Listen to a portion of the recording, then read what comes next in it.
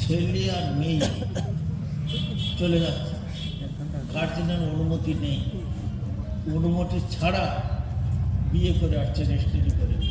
আর ছেলে বন্ধুরা বরযাত্রী গিয়ে বিয়ে করে গেল দেওবন্দের। আরে অন্য ইমামের মতে তো বিয়ে হয়নি, হানাফি কিছু ফতোয়া দিয়েছিল আগে, এখন দেওবন্দের ফতোয়া ও বিয়ে হয়নি, ও হারাম কাজ। বিয়ে অলির অনুমতি ছাড়া, গার্জেনের অনুমতি ছাড়া বিয়ে হবে না।